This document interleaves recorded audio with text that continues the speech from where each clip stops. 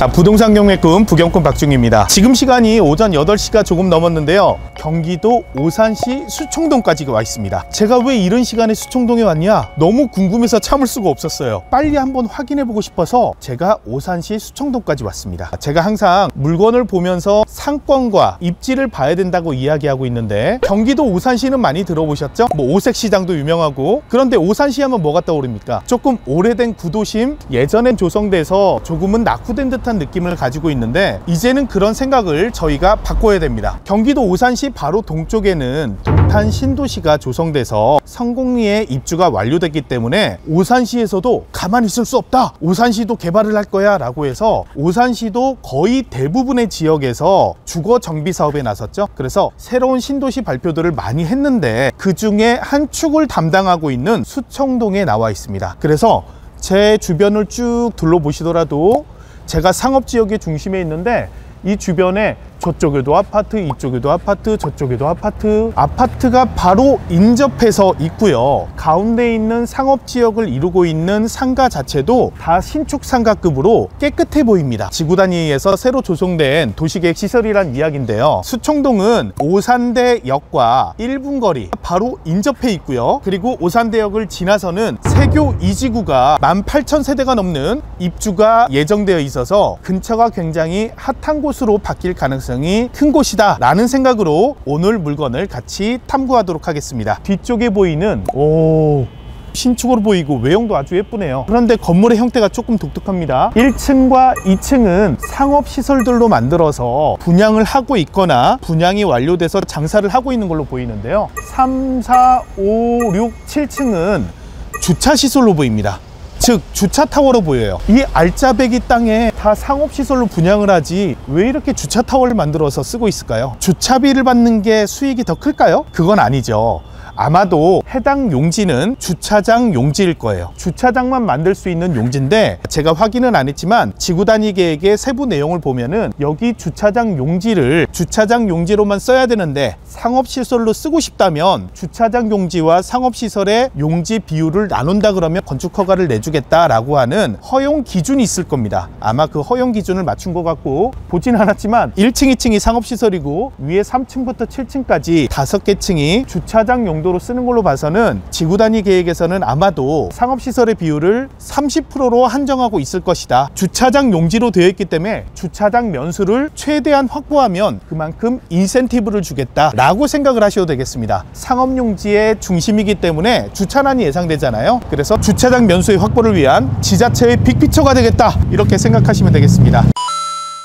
주변을 쭉 둘러보니까 미성숙 상권에서 성숙 상권으로 바뀌어가고 있는 중으로 보이는데요. 그 중에 해당 건물의 2층 상가에 3개 호수가 나왔는데, 그 중에 2개 호수는 이미 낙찰이 됐습니다. 전용 면적이 19평인데요. 2억 7천 감정에 18명이나 입찰을 했고 감정가의 75%에 낙찰이 됐고요. 그리고 다른 호수는 감정가 2억 7천이었는데 2억 4천만 원에 낙찰이 됐어요. 감정가의 88%나 됩니다. 이렇게 좋은 가격에 2개 호수가 낙찰이 됐는데 아직 1개 호수가 남아 있어요. 이게 분명히 18명이나 입찰한 걸로 봐서는 굉장히 좋은 물건이라고 판단들 하고 있는 것 같은데, 아직 1개 호수가 남아 있기 때문에 이 1개 호수에 대해서 우리는 접근을 해보도록 하겠습니다. 그런데 이 물건이 더 기가 막혀요. 19평짜리가 2억과 2억 4천만 원 꼴에 낙찰이 됐는데, 이거는 전용이 무려 81평입니다. 똑같은 2층에 81평이 감정가가 2억이고요. 현재는 8회나 유찰돼서 감정가의 12%가 최저가입니다. 그래서 2억 400만 원 감정가에서 최저가가 2,400만 원까지 떨어진 물건을 저희가 보러 왔습니다. 굉장히 쏠깃하시죠? 너무 궁금해서 참을 수가 없는데, 저하고 같이 2,400만 원까지 떨어진 물건에서 우리가 어떤 가치를 찾을 수 있는지 현장을 바로 방문해 보도록 하겠습니다. 이동하시죠. 저희는 해당 건물의 2층을 보러 왔지만 어떤 업종들이 들어와 있는지 같이 주의 깊게 보시면서 가는 것도 굉장히 중요합니다. 1층에 곱돌이탕, 생고깃집, 쭈꾸미집, 육해공 다 들어오네요. 싸고 이쁘게, 이건 강아지 애견 관련된 시설인 것 같고요. 육회집, 좋네요. 그리고 수육 전문점도 있고 장어집도 있고 새우도 있고, 뭐 1층에는 양호하게 다 입점을 완료한 상태인 것 같습니다. 자, 2층에 올라왔습니다. 2층에 올라보니까 친절하게 안내판이 있습니다. 경매가 진행됐던 물건은 203호, 205호, 216호가 되겠고요. 203호는 2억에 낙찰됐고 205호는 2억 4천만 원에 낙찰됐습니다. 우선 두 개만 놓고 보면 같은 평수인데 차이가 났어요. 이유를 간단히 생각을 해보니까 205호는 공실임에 불구하고 구분 소유권을 그대로 행사할 수 있는 물건이 되겠고 203호는 같은 평수인데 불구하고 201호, 202호, 203호를 일체로 사용하고 있기 때문에 구분 소유권의 주장이 쉽지 않은 물건, 즉 담보 물건으로 제공할 수 없는 물건입니다. 따라서 대출에 제한을 받을 가능성이 있는 물건이기 때문에 아마도 입찰을 조금 더 꺼려하신 것 같아요. 그래서 4천만 원 정도 싸게 낙찰을 받은 것 같고요. 203호, 205호 정도의 가격에 낙찰이 됐다 그러면 그래도 준수한 상태니까 우리의 목적물 주차 관제실이라고 되어 있네요. 216호 표지판이 있는 곳으로 이동을 해보겠습니다.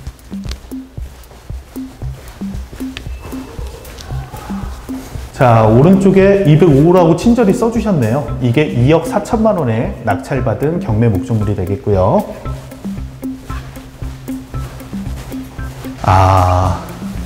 이쪽으로 추정됩니다.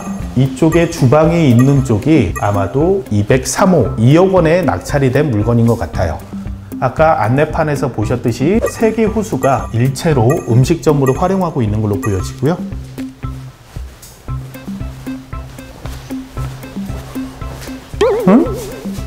어디에도 주차 관제실은 없는 것 같은데 여기도 기계실이고, 자, 어디에도 216호로 갈 수 있는 길이 없는 것 같기는 합니다. 자, 2층 피난 안내도 소방과 관련된 안내문이 있기 때문에 이 호수를 한번 보도록 할게요. 201호, 202호, 203호. 지금 제가 서 있는 방향의 반대 방향인 것 같은데 아까 이 3개 호수가 일반 음식점으로 사용되고 있었고 여기가 공실이었고 저희가 엘리베이터에서 내려서 이렇게 걸어갔다가 다시 돌아온 거죠. 그러면 212, 213, 214 이쪽이 216인데 이쪽으로 가는 길이 없네요. 길이 없어요. 지도를 보면은 엘리베이터 뒤쪽 편이 216호인데 저희가 접근할 방법이 마땅히 없는 것 같아요. 벽을 뚫고 갈 수도 없고. 그러면은 아무래도 이쪽이 주차가 올라오는 쪽으로 보이니까 저희의 경매 목적물을 찾아서 1층에서부터 거꾸로 올라오면은 아마 여기를 만날 수 있을 것 같은데 1층에서 다시 한번 접근을 해보도록 하겠습니다. 자, 1층 주차장 입구로 왔고요. 1층 주차장 입구를 오니까 유료 주차장으로 사용을 하고 있네요. 3층부터 7층까지를 쓰고 있죠. 차단기가 입구에 설치되어 있고요. 저희의 경매 목적물을 찾아서 조금 올라가 보겠습니다. 여기까지는 1층 높이고요.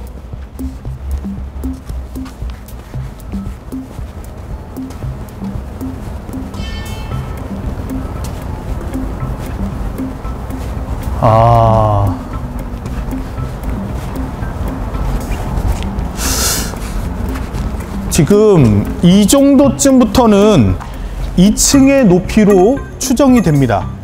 그래서 이 부분인 것 같습니다. 도면에서 이야기하는 부분이 제가 지금 있는 위치부터 출발을 해보면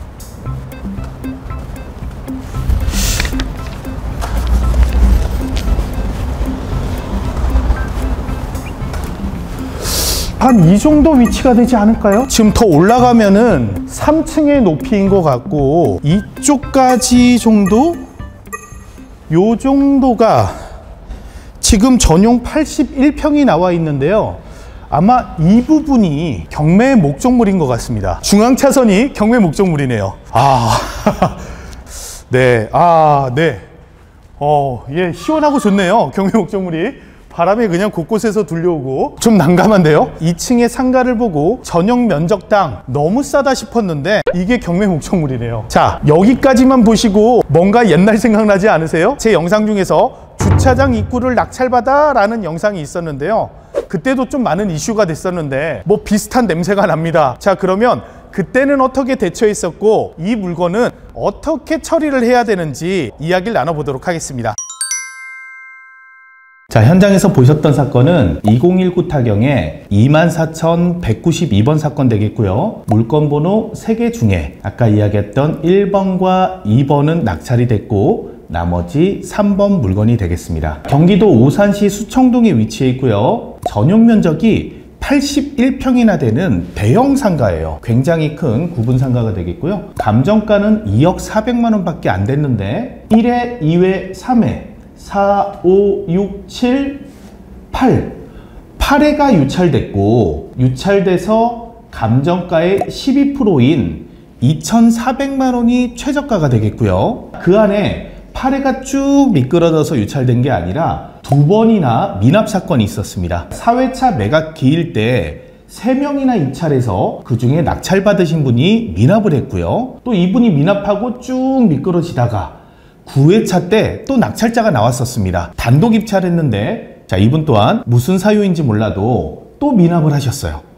그래서 또 쭉 유찰이 되다가 이번에 3,020만 원에 또 낙찰자가 나왔습니다. 자, 그러면 낙찰 받으신 분은 본 물건을 낙찰을 잘 받은 건지 같이 한번 들여다보도록 하겠습니다. 법원에서 제공하고 있는 사진을 먼저 같이 보도록 할까요? 자, 이렇게 되어 있는 건물이었고요. 뭐 건물의 관리는 굉장히 준수하게 느껴졌습니다. 자, 이런 건물이었고요. 자, 이 부분이 바로 주차장의 진출입로가 되겠고요. 이 부분을 지나서 1층에서 2층으로 올라가는 이 로타리를 이렇게 올라가다 보니까 짠! 하고 이 부분이 나왔습니다. 그렇죠. 이게 저희 경매 목적물로 추정되는데, 자, 이 사진 한번 볼까요? 본건 216호 주차장 진입로로 추정되는 곳의 정리. 아, 이거 뭐 경매를 이제 상상을 하면서 해야 되나요? 제가 현장에서 봤던 것처럼 감정평가사님도 아마 좀 난감했던 것 같아요. 여기가 맞긴 맞는데 이런 걸 내가 감정해야 됐나 이러셨을 것 같고, 경매를 하는 제 입장에서도 야, 이런 부분이 자꾸 경매가 나와서 되나? 문제가 많지 않나? 이런 생각을 하게 되는데, 우선은 이런 부분이 경매가 나온 사실은 맞는 것 같습니다. 이거는 객관적인 사실인 것 같고, 거듭 말씀드리지만 저희가 저희의 정확한 전유 부분을 특정하기 위해서는 소유권자가 되고 난 다음에 측량을 통해서 정확한 위치를 특정을 해야 된다, 이렇게 생각해 주시면 되겠습니다. 자, 그런데 216호라고 되어 있는데 어디다가 뭐 216호 간판을 붙일 데가 있는 것도 아니고 뭐 뻥 뚫려 있어 가지고 시원합니다. 자, 우선 뭐 시원한 경매 목적물이 나왔고요. 이거를 저희가 법원에서 제공하고 있는 호별 배치도를 보니까 저희 216호가 색깔로 저렇게 표시되어 있네요. 자, 여기 조그만 한 칸 전용 19평짜리가 하나는 2억에 낙찰이 됐고 하나는 2억 4천만 원에 낙찰된 사례를 알려드렸죠. 이번에 같이 경매가 진행된 겁니다. 자, 그런데 19평짜리가 2억 4천에 낙찰됐는데 저희 건 81평입니다. 81평이 2,400만 원까지 떨어지니까 3천만 원에 낙찰 받으셨어요. 개꿀을 빠셨어요. 죄송합니다. 바르고 고운 말을 써야 되는데. 네, 어쨌든 매우 행복한 상상을 하면서 이 부분을 낙찰 받으셨을 것 같아요. 아마 낙찰자 입장에서는 이걸 보시면서 고민에 잠기지 않으셨을까요? 야, 그래도 이 정도 가격이면, 다른 낙찰받은 사람에 비해서 81평 3천만 원 정도 가격이면 이 정도는 뭐 충분히 사서 내가 뭔가의 출구 전략을 잡을 수 있지 않을까? 라고 고민을 하지 않으셨을까? 그런 생각이 듭니다. 자, 그래서 이 물건의 낙찰자분의 생각이 매우 궁금했는데, 본 물건의 낙찰자 분께서 저희 사무실로 전화가 한 통 오셨습니다. 이거를 왜 낙찰받게 되셨다 그랬죠? 낙찰받. 이게 금액이 좀 소액이 제가 공부하는 셈 치고, 그냥 너무 성급하게 받았는데 갖고 나서 보니까 저 한 명밖에 안 왔거든요.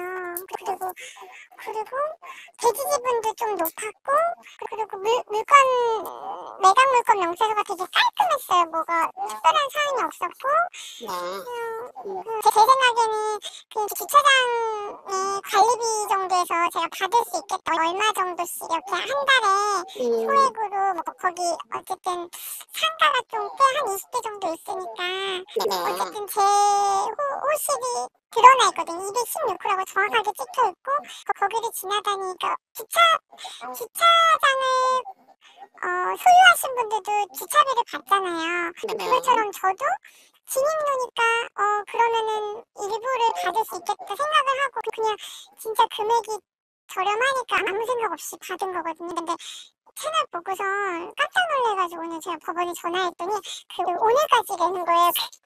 매각 불허가 신청이. 제가 그래서 급하게 와서 신청서 쓰고 그리고 이제 전화를 드렸죠. 자, 이럴 때마다 제가 막중한 이 뭘까요? 이 책임감과 오묘한 감정이 들기는 합니다. 자, 제가 유튜브 영상 올린 것 중에 주차장 입구를 막아라는 영상이 있고 그 영상이 150만 뷰 정도를 시청을 하셨더라고요. 근데 대한민국 경매인 분들이 100만이 넘진 않다고 저는 생각을 하고 있는데 150만 뷰를 보셨으니까 대부분의 경매인 분들께서는 이 영상을 보셨겠구나. 그럼 앞으로 이제 이런 사례가 반복되진 않겠구나 라고 생각을 하고 있는데 아까 보셨다시피 2번이나 미납이 되고도 이번에 또 낙찰자가 나왔습니다. 낙찰자 분께서는 본 물건을 보면서 본인 나름대로는 매력을 느끼셨습니다. 우선은 저렴한 가격, 뭐 이 정도 가격인데 괜찮지 않아 라고 사셨고 또 전유 부분이니까 당연히 내가 수익을 발생시킬 수 있지 않을까 라고 판단을 하신 거죠. 자, 그러면 상가의 본질인 수익 발생은 어떤 식으로 낼 수 있을까요? 저희는 1층의 주차장 진출입로와 3층에서 7층까지 주차장으로 쓰고 있는 부분을 연결하는 통로예요. 통과 도로로 사용되고 있는데 이 부분이 전유 부분이라 저희가 과연 수익을 발생시킬 수 있을까요? 수익을 발생시키기 위해서는 구분 소유주들하고 협의를 통해서 일부 임대료를 받아내거나 협의가 되지 않는다면 부당이득금 소송을 통해서 판결을 통해서 그 비용을 받아내는 방법이 있겠죠. 자, 그러면 협의가 잘 되지 않아서 민사소송을 들어가서 부당이득금에 대한 민사소송을 제기했을 때 저희가 승소할 가능성과 패소할 가능성이 어디가 더 높냐가 핵심 쟁점 사항이 되는 겁니다. 그런데 우리나라 대한민국 법원에서는 일관되게 이야기하고 있는 부분이 있어요. 전유 부분에 등기가 되어 있다 치더라도 구조상으로 이용상으로 독립되지 않으면 공용 부분으로 인정하고 있다는 부분입니다. 이 부분이 말이 안 되죠? 아니, 전유 부분이라 그래서 내가 개별 소유권으로 개별 등기가 되어 있는데 법원에서는 어떻게 생각한다고요? 야, 그거는 등기상의 얘기잖아. 그건 등기야. 단순히 서류상의 얘기니까 그거는 무효야. 등기는 무효고 이 부분은 공용 부분이야 라고 이야기를 한다는 거예요. 그런데 이게 한 가지의 판례가 아니라 대법원에서는 일관되게 이렇게 이야기하고 있다는 겁니다. 그래서 전유 부분이 대중이 다닐 수 있는 아무나 개도 왔다 갔다 하고 소도 왔다 갔다 할 수 있는 누구나 왔다 갔다 할 수 있는 이용상으로 제약이 없으면 안 된다는 거예요. 통제를 통해서 진출입이 되고 정확히 그 위치를 특정할 수 있어야지만 전유 부분이다, 구분 소유권이 있다라고 이야기한다는 겁니다. 다시 이야기해서 소유권자인데 불구하고 소유권의 세 가지 특징이 있죠. 처분권, 사용권, 수익권이 있는데 공용 부분일 때는 너 등기했으니까 처분권은 인정할게. 너 이 부동산을 처분할 수는 있어. 그런데 공용 부분이니까 사용하거나 수익하는 거는 네가 독단적으로 할 수 없어. 너는 배타적 사용 수익권을 포기한 거야 라고 이야기한다는 거예요. 이 부분이 핵심이라는 겁니다. 그래서 부당이득금 소송에서 졌을 때는 우리가 경매 법원을 상대로 다시 매매계약 해제를 또 다퉈야 되는 상황이 발생한다는 거예요. 너무 어렵죠? 저희가 구분 소유자인데도 불구하고 이 전유 부분에 대해 수익을 발생시키기 어려울 수 있다. 제가 전 영상에서도 말씀드렸잖아요. 이런 물건은 하지 마세요. 전문가들의 영역이에요. 그리고 전 이해가 안 가는 게 대법원에서 이렇게 일관되게 등기가 무효라고 이야기하고 있는데 공용 부분으로 사용되고 있다고 판단이 되면 일관되게 이 부분은 아니라고 등기도 무효라고 이야기하고 있는데 경매법원은 왜 자꾸 이런 물건을 경매로 내보내는지 이건 좀 잘 이해가 안 갑니다. 물론 등기가 되어 있고 담보물건으로 잡을 수 있기 때문에 담보물건이기 때문에 당연히 담보물건의 실행을 위한 임의경매 사건이 진행이 가능한 거는 인정을 합니다. 이렇게 경매하는 건 맞아요. 절차상으로는 맞는데 법원의 판단하고는 좀 배치되는 부분이 분명히 있다는 거예요.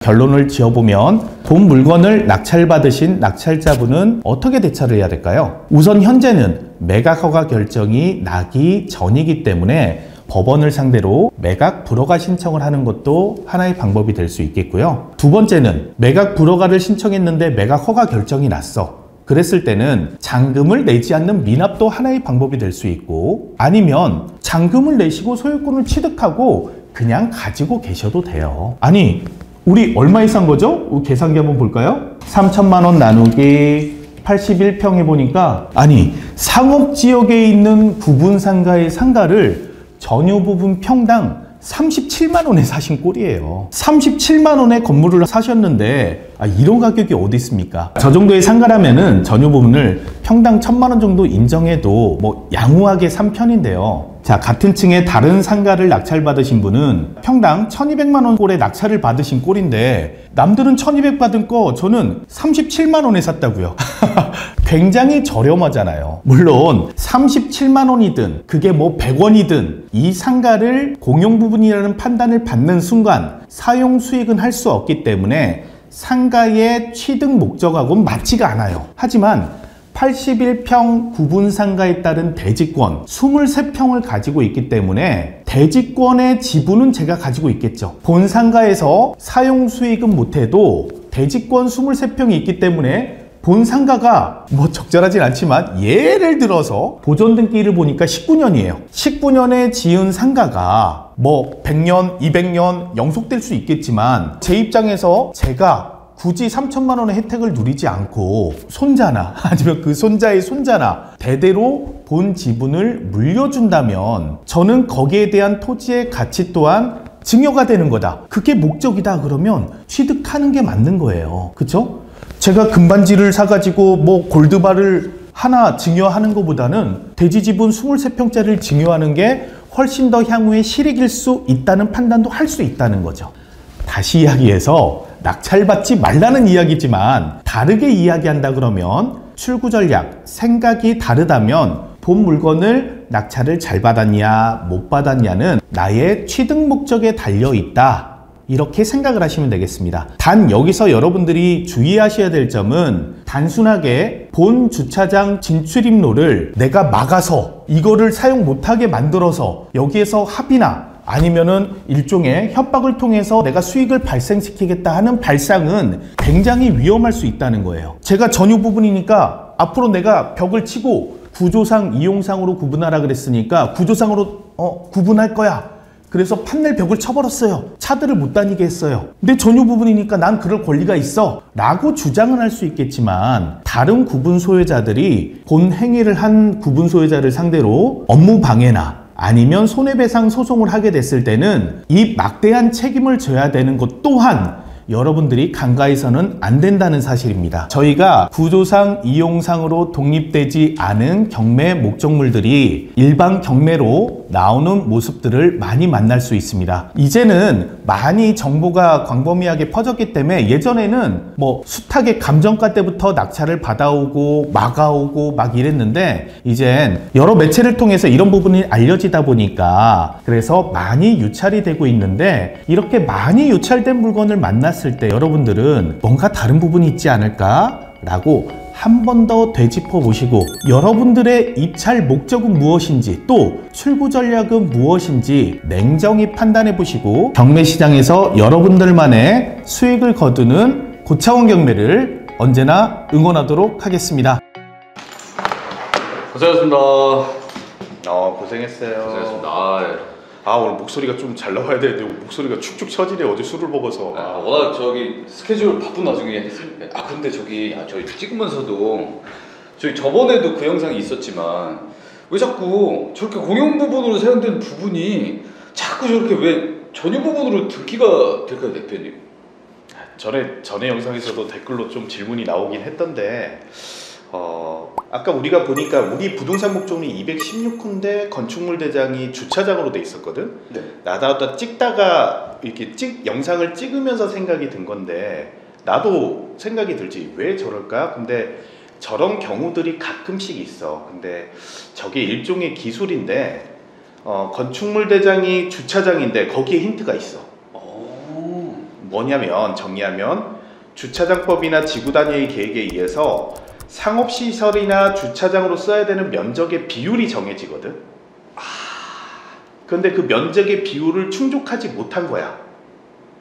다시 얘기해서 최대한 저 건물에서 상업시설 근생으로 분양을 해야 돈이 되는데, 네. 분양을 할 수 있는 면적을 늘리기 위해 최대한의 효율을 뽑기 위해서 약간 죽어있는 공간을 주차장으로 용도를 지정을 하면서 주차장을 늘리니까 당연히 팔 수 있는 상업시설의 비율도 늘어나겠지.